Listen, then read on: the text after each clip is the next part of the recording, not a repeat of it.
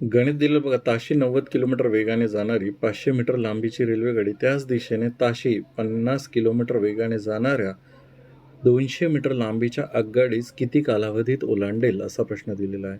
तर सर्वप्रथम दोन्ही गाड्या एकाच दिशेने जात आहे. तर ट्रिक्स बघा कशा प्रकारची आहे.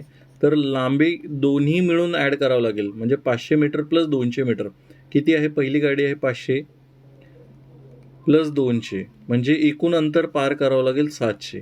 आणि ह्याच्यामध्ये हे एकाच दिशेने जात आहे म्हणजे 90 किलोमीटर आणि 50 किलोमीटर यांची काय करायची, वजाबाकी करायची. म्हणजे 40 याने भाग द्या. आता हे किलोमीटर प्रति ताशी आहे, याला मीटर प्रति सेकंदमध्ये करण्यासाठी 518ने भागा.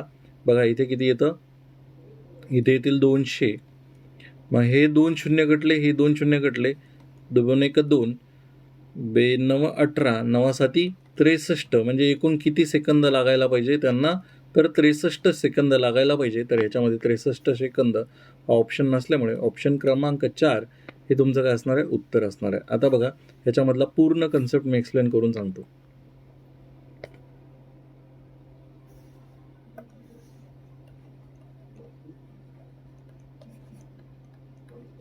बघा किलोमीटर पहिले सध्या वेग विषय साईडला ठेवू आपण. पहिले तर एक रेल्वे जात आहे, ती कुठल्या तरी गोष्टीला क्रॉस करते. समजा एखादी व्यक्ती आहे, खांब, झाड यांना जर ती क्रॉस करत असेल तर त्या कंडिशनमध्ये रेल्वेला काय करावं लागतं, स्वतःची लांबी पार करावं लागते. काय करावं लागते, स्वतःची लांबी पार करावं लागते. कुठून, तर इथून इथपर्यंत तिला काय करावं लागेल, पहिले इथे यावं लागेल, तोंड इथं घेऊन जावं लागेल, नंतर शेपूट घेऊन जावं लागेल, म्हणजे तिला स्वतःची लांबी पार करावं लागेल. ह्याच्याच उलट जर एखादी रेल्वे दुसऱ्या एखादी रेल्वे, हे समजा L1 आहे, याची लांबी आहे रेल्वेची, पहिल्या एका रेल्वेची लांबी आहे, दुसऱ्या याची लांबी आहे L2. तर हा पूल, प्लॅटफॉर्म, ब्रिज, बोगदा किंवा दुसरी एखादी रेल्वे, ठीक आहे, दुसरी एखादी रेल्वे, अशा जर रेल्वेच्या ज्यांच्या स्वतःच्या लांब्या आहेत, ह्या बघा, व्यक्तीला स्वतःची लांबी नाही, खांबाला स्वतःची लांबी नाही, झाडाला स्वतःची लांबी नाही, फक्त एका ठिकाणी उभा आहे किंवा चालत आहे, पण त्यांना स्वतःची जास्त लांबी नाही. पण यांची कशी आहे, लांबी फरक पडतो. म्हणजे हा काही सेकंदाचा भाग आहे, म्हणजे तिला स्वतःचीच लांबी पार करणं आहे. तर हिच्या उलट यांना स्वतःची लांबी तर पार करायचीच आहे. म्हणजे ही जे आहे टोक, त्यांचं तोंड आहे, ते इथून ते इथपर्यंत घेऊन जाणंच आहे. शेपूटसुद्धा आहे, ते इथून इथपर्यंत, म्हणजे शेपूटसुद्धा बाहेर निघालं पाहिजे. म्हणजे एकूण ही लांबी प्लस पूल, प्लॅटफॉर्म, बोगदा, रेल्वे, दुसरी जर एखादी रेल्वे असेल तर असं एकूण दोन्ही लांबी त्यांना काय करावं लागते, पार करावी लागते. ठीक आहे. मग आता ह्या केसमध्ये हे झालं त्यांचं अंतर. ठीक आहे, ही आहे पहिली केस ज्याच्यामध्ये व्यक्ती, खांब आणि झाड असेल. ही आहे दुसरी केस ज्याच्यामध्ये पूल, प्लॅटफॉर्म, बोगदा, रेल्वे असेल. ठीक आहे. मग आता तुम्हाला फरक कळालेला आहे. ज्यावेळेस ती रेल्वे स्वतःचं व्यक्ती, खांब, झाडाला ओलांडते त्यावेळेस रेल्वे स्वतःची लांबी पार करते. तर पूल, प्लॅटफॉर्म, बोगदा, रेल्वे जर पार करत असेल तर रेल्वे स्वतःची लांबी प्लस प्लॅटफॉर्म, पूल, बोगदा जे काही दिलेलं असेल त्याची लांबी, म्हणजे दोघांची लांबी ही पार करणार आहे. मग भलेही त्या सेम दिशेने जाऊ किंवा एकमेकांच्या विरुद्ध दिशेने जाऊ किंवा एकमेकांच्या अपोजिट दिशेने जाऊ, म्हणजे क्रॉस झाल्यानंतर. ठीक आहे. तर दोन्ही कंडिशनमध्ये त्यांना ह्या गोष्टी तर पार करणंच आहे. ठीक आहे. मग इथे तुम्हाला एकूण अंतर भेटलं. एकूण जे अंतर त्यांना पार करायचं आहे ते आहे, पहिल्या गाडीचं आहे 500 मीटर आणि दुसऱ्या गाडीचं अंतर आहे एकूण 200 मीटर. मग इथे एकूण अंतर झालेलं आहे तुमचं 700 मीटर एवढं अंतर झालेलं आहे. ठीक आहे, हे अंतर भेटलं तुम्हाला. आता बघा दुसरा जे सूत्र आहे, ज्यावेळेस रेल्वे एकाच दिशेने जात आहे, ज्यावेळेस दोन रेल्वे एकाच दिशेने जात आहे, ठीक आहे, ही जात आहे 49ने, ही जात आहे 90ने, ही जात आहे 50ने. ज्यावेळेस एक रेल्वे दुसऱ्याला पार करत आहे आणि त्या एकाच दिशेने जात आहे त्यावेळेस रेल्वेच्या वेगामध्ये काय होते, वजाबाकी होते. म्हणजे 90 वजा 40 50 किती होतील, 40 होईल. जर ह्याच्याच उलट ते एकाच दिशेने येत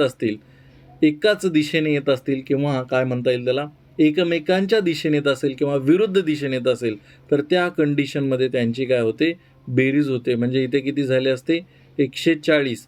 पण इथे काय होणार, एकाच दिशेने जात आहे म्हणून त्या दोघांची वजाबाकी होईल वेगांची आणि इथे येणार आहे किलोमीटर प्रति ताशी. मग तुम्ही इथे बघा, हे जो किलोमीटर प्रति ताशी आहे ना, याला बघा आता हे जे आहे 40 किलोमीटर प्रति ताशी. आता काही लोक काय अतिशहाणपणा करतील, 18 आणि 5 याची ट्रिक इथे काम करायचा प्रयत्न करेल, जे की 18 बरोबर 40 लिहिलं, मग 5 बरोबर किती लिहू, असा शहाणपणा कोणी करायला सांगितलं आहे तुम्हाला? ठीक आहे, ह्या गोष्टी काही काही ठिकाणी सोबत देतात.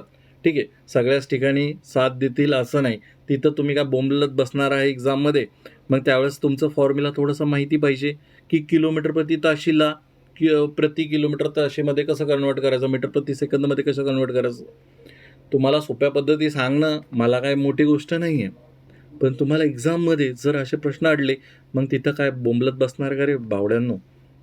आणि काही लोकांना उगाच शहाणपणा करायचं असतं, 6,000ची फीस माझी, आजच्या दिवस फक्त 999ला. असलं काही फालतू धंदे करत नसतो आपण. आपली 59 रुपयाची फीस आहे सुरुवातीपासून आणि शेवटपर्यंत 59 रुपयेच राहणार पर मंथ. ठीक आहे, असो, ठीक आहे, मेन मुद्द्यावरती येऊ. बघा, किलोमीटर प्रति ताशीचं मीटर प्रति सेकंदामध्ये कन्वर्ट करायचं कसं. मग आता ही मोठी आहे, ही लहान आहे. तुम्हाला फक्त एकच संख्या माहिती असते, 5/18 किंवा 18/5. मग आता कोणती संख्या कधी वापरायची हे पण माहिती पाहिजे. ज्यावेळेस मोठ्या संख्येकडून लहानेकडे जात आहे त्यावेळेस लहान संख्या वरती ठेवायची आणि मोठी संख्या लहान घ्यायची. ठीक आहे, खाली घ्यायची. मोठ्याकडून लहान जाताना मोठी संख्या वरती, लहानाकडून मोठ्याकडे जाताना मोठी संख्या वरती. ठीक आहे, एवढंच लक्षात ठेवा. आता बघा, 3 अक्षरी शब्द आहे अंतर बरोबर वेग गुणिला वेळ.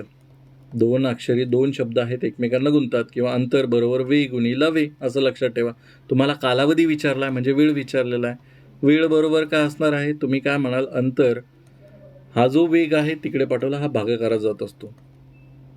म्हणजे काय आलं, अंतर भागीला वेग. मग अंतर तुमचं आलेलं होतं 700 मीटर, अंतर आलं होतं 700 मीटर, भागीला वेग आहे 40 किलोमीटर प्रति ताशी.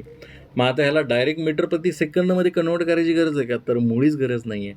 ज्यावेळेस अशा फॉर्म्युल्यामध्ये टाकाल आता त्याला कन्वर्ट करा, कारण की हे मीटरमध्ये आहे आणि तुमचं उत्तर सेकंदात आहे. मग इथे मोठ्याला लहानामध्ये कन्वर्ट करताना लहान संख्या वरती ठेवायची, 18 खाली ठेवायचा.